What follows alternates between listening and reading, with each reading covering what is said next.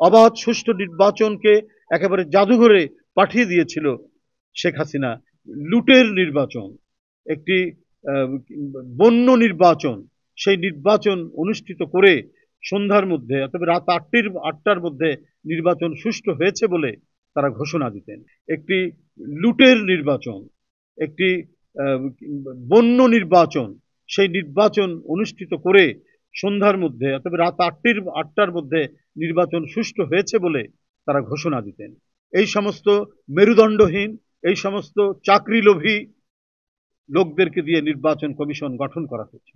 আমরা 16-17 বছর ধরে নির্বাচন কমিশনের সরকারের অনুগত একটি প্রতিষ্ঠান হিসাবে তাদের অর্পিত দায়িত্ব, তারা তাদের স্বাধীনতাকে ভুলে গিয়ে শেখ হাসিনার পদলেহী একটি প্রতিষ্ঠানে তারা পরিণত করে আমাদের দেশের গণতন্ত্রের শক্তিশালী করার জন্য যে প্রতিষ্ঠানগুলি গড়ে ওঠে, যেমন একটি স্বাধীন বিচার বিভাগ, যেমন স্বাধীন নির্বাচন কমিশন, স্বাধীন গণমাধ্যম, সবগুলোকেই তারা ধ্বংস করে দিয়েছিল। সাংবাদিক বন্ধুরা, এইরকম একটি পরিস্থিতির মধ্যে দিয়ে আমাদেরকে কাজ করতে হয়েছে। এরই মধ্যেই আমাদের কণ্ঠকে জাগরিত করতে হয়েছে। এরই মধ্যে আমাদেরকে প্রতিবাদের ভাষা খুঁজে নিয়ে আমরা আমাদের পদ্ধতি অনুযায়ী, আমরা আমাদের অনুযায়ী, আমাদের শক্তি এবং সাহস দিয়ে আমরা সেটা মোকাবিলা করে আমরা আমাদের কণ্ঠের আওয়াজকে আমরা জোরালো করে রাখার চেষ্টা করেছি। যদিও এর কারণে অনেক নিপীড়ন নির্যাতনের শিকার হতে হয়েছে। আমাদের প্রত্যাশা, বর্তমান নির্বাচন কমিশনের প্রতি দেশের মানুষের প্রত্যাশা, জনগণের প্রত্যাশা, যে জনগণ দীর্ঘদিন ভোট দিতে পারেনি, যারা ভোট বঞ্চিত ছিল, অবাধ সুষ্ঠু নির্বাচনকে একেবারে জাদুঘরে পাঠিয়ে দিয়েছিল শেখ হাসিনা, সেইখান থেকে বর্তমান নির্বাচন কমিশন একটি দায়িত্বশীল ভূমিকা পালন করবে এবং অবাধ সুষ্ঠু ইনক্লুসিভ নির্বাচন অনুষ্ঠিত করার জন্য তারা যে যাবতীয় যে কাজগুলো করা দরকার সেই কাজগুলো তারা করবেন।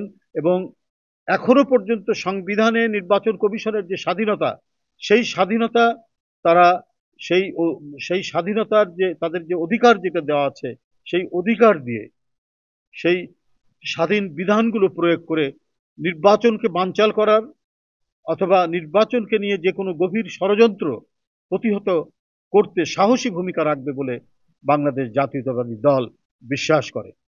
বন্ধুরা আমার, মানুষের প্রত্যাশা অনুযায়ী হয়তো অনেক কিছু এখনো সম্ভব হয়ে ওঠেনি, এখনো আইন শৃঙ্খলার পরিস্থিতি ততটা উন্নত হয়নি, কিন্তু তারপরেও মানুষের মধ্যে যে আশা জেগে উঠেছে যে আমরা কমপক্ষে শেখ হাসিনার দুর্বৃত্ত পরায়ণ কোনো প্রশাসনের দ্বারা অথবা তার আইন শৃঙ্খলা বাহিনীর দ্বারা এখানকার গণতন্ত্রকামী রাজনৈতিক দলের নেতাকর্মীরা আর নিপীড়নের শিকার হবে না, আর কখনোই তাদেরকে রিমান্ডের নামে অকথ্য অত্যাচার করা হবে না, তারা গুম খুন বিচার বহির্ভূত হত্যার শিকার হবে না। সেই ক্ষেত্রে গণতন্ত্রের যে অব্যাহত যাত্রা, সেই অব্যাহত যাত্রা রাখার ক্ষেত্রে নির্বাচন কমিশনের যে গুরু দায়িত্ব আছে, সেই গুরু দায়িত্ব তারা পালন করবেন এবং সকল রাজনৈতিক দল এবং গণতন্ত্রকামী মানুষের কাছে একটি আস্থার প্রতিষ্ঠান হিসেবে বর্তমান নির্বাচন কমিশন গড়ে উঠবে বলে এটাও বাংলাদেশ জাতীয়তাবাদী দল প্রত্যাশা করে।